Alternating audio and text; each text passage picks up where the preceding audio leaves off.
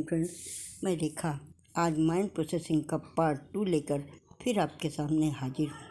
Friends, एक कहानी के माध्यम से आपको बताना चाहूँगी कि माइंड प्रोसेसिंग करने के क्या फ़ायदे हैं और क्या नुकसान हैं। कहानी का पहला पार्ट है माइंड प्रोसेसिंग करने के फ़ायदे। दोस्तों, एक छोटे से कस्बे में 3 दोस्त रहा करते थे। उन लोगों ने उसी कस्बे से इंटर पास किया और फिर बीए की पढ़ाई के लिए दिल्ली में एक डिग्री कॉलेज में एडमिशन करा लिया। उसके बाद तीनों लोग दिल्ली आकर रहने लगे। आपको बताना चाहूँगी कि उन तीनों के नाम राजू, राकेश और रंजन थे। फ्रेंड्स, राजू और राकेश तो दोनों बहुत ही रिच फैमिली से बिलोंग करते थे, पर तीसरा दोस्त रंजन एक मध्यम वर्गीय परिवार से था। कुछ दिनों बाद तो सब ठीक चलता रहा। एक दिन राजू और राकेश दोनों पढ़ाई करने के बजाय धीरे धीरे गलत संगत में पड़ गए और मौज मस्ती में बिताने लगे। उन्होंने शराब पीना, सिगरेट पीना, जुआ खेलना, सब कुछ करना शुरू कर दिया। रंजन उन दोनों की इस आदत से बहुत परेशान होने लगा और वो बहुत ही दुखी रहने लगा। एक दिन रंजन जब बहुत ही परेशान हो गया तो पास ही एक बगीचे में जाकर वो एक बेंच पर बैठ गया। कुछ समय बाद वहाँ पर एक आदमी आया और वो भी उसी बेंच पर बैठ गया। रंजन को परेशान देखकर उस आदमी ने पूछा, बेटा क्या प्रॉब्लम है? रंजन ने बड़े दुखी मन से अपनी व्यथा को बताया और कहा, अंकल जी, हम 3 दोस्त दिल्ली आए थे पढ़ाई करने, पर हमारे दोनों दोस्त गलत संगत में पड़ गए और उन लोगों ने दारू, शराब, जुआ सब कुछ शुरू कर दिया। मेरी समझ में नहीं आता है कि मैं क्या करूं। इस कारण मेरा किसी काम में मन नहीं लगता है, ना पढ़ाई में मन लगता है, ना किसी से बात करने का मन होता है। मेरी समझ में नहीं आ रहा कि मैं क्या करूं। उस आदमी ने कहा, बेटा क्या तुम अपनी इस प्रॉब्लम से छुटकारा चाहते हो? रंजन बोला, हाँ अंकल, छुटकारा तो चाहता हूँ, पर कोई विकल्प दिखता ही नहीं। उस आदमी ने रंजन से कहा, बेटा क्या तुम्हारे पास रजिस्टर और पेन है? उस रंजन बोला, जी अंकल, मेरे पास दोनों चीज़ हैं। उस आदमी ने कहा, निकालो और निकाल कर तुम अपने बचपन से लेकर आज तक की पूरी कहानी उस रजिस्टर में लिख डालो। रंजन मंत्रमुग्ध सा उसकी बातों को सुनकर लिखने लगा और जब उसने अपनी पूरी कहानी लिख ली तो उसे ऐसा लगा कि इससे कोई फ़ायदा नहीं। उसने उस आदमी से कहा, अंकल जी, मैंने कहानी तो लिखी पर मुझे कोई फ़ायदा नहीं नज़र आ रहा है। उस आदमी ने कहा, बेटा अभी काम अधूरा है, अभी आपको इसमें और भी कार्य करना है। उसने कहा, जी अंकल, अब क्या करना है? उन्होंने कहा कि आप अपने जिन किरदारों के नाम आपने इसमें लिखे हैं उन सभी किरदारों की फ़ोटो बनाइए और फ़ोटो बनाने के बाद आप उस पर क्वेश्चन कीजिए। रंजन ने वैसा ही किया और क्वेश्चन बनाने के बाद जानते हैं दोस्तों रंजन ने कितना क्वेश्चन बनाया? 700 क्वेश्चन रंजन ने बनाए।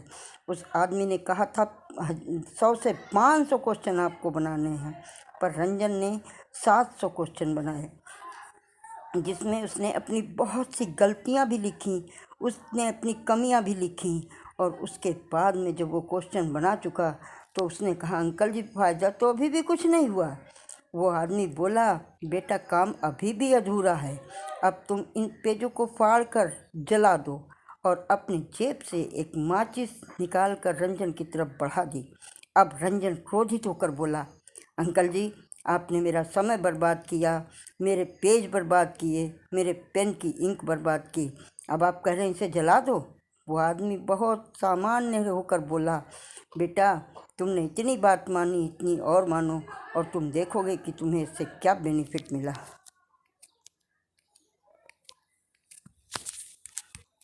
खैर, रंजन ने सोचा, चलो ठीक है, इसमें हमने अपनी गलतियां भी लिखी हैं, किसी के सामने जाएंगी तो मेरी सारी गलतियां उजागर हो जाएंगी। इसलिए रंजन ने उसे जलाने का फ़ैसला कर लिया और रंजन ने माचिस लेकर उसमें आग लगाई। दोस्तों, जैसे ही रंजन ने आग लगाई, रंजन को लगा जैसे उसके दिमाग से कुछ निकलकर उस आग में गिरना शुरू हो गया और धीरे धीरे जब वह पूरा कागज़ जल गया तो रंजन बिल्कुल एकदम फ्री हो गया।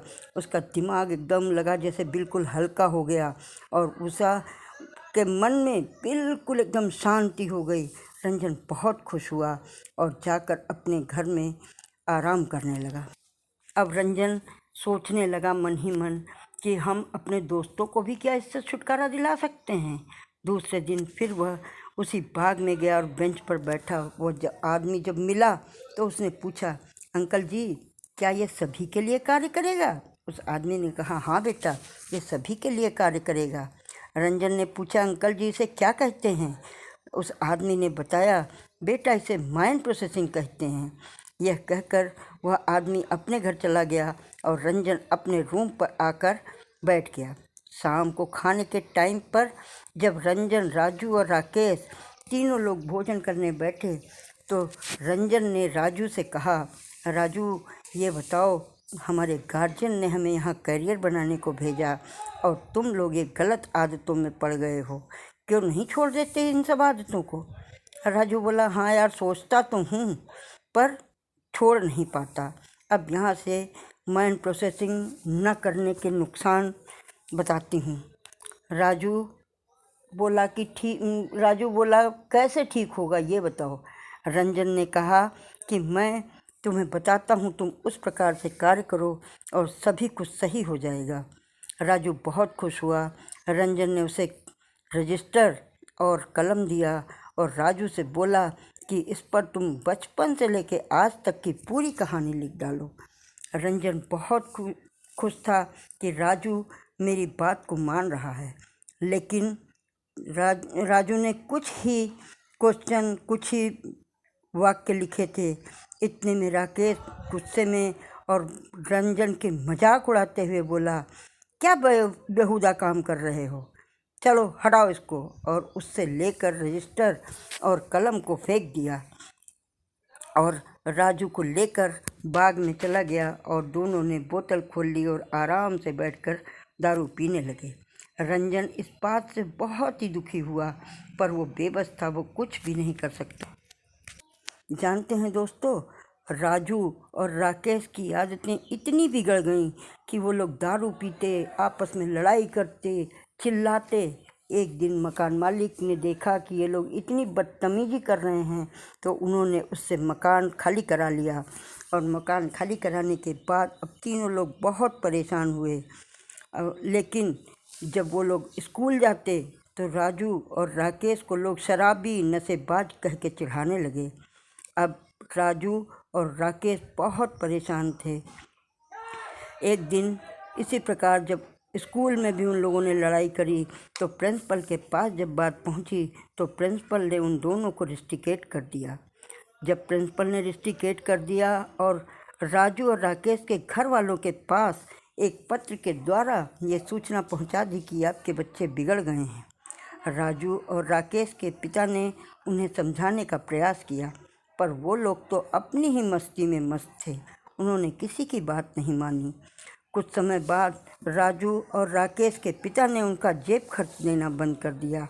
अब कोई विकल्प न होने पर राजू और राकेश दोनों चोरी करने लगे, डकैती डालने लगे। उसके बाद दोस्तों वो लोग अपना खर्चा चलाने लगे। एक बार फिर उनके पिता ने उन्हें समझाया कि बेटा, इन सब चीज़ों से कोई फ़ायदा नहीं है सिवा नुकसान के। पर राजू और राकेश के ऊपर तो नशा चढ़ा हुआ था, उन्होंने उस बार भी उनकी बात न मानी।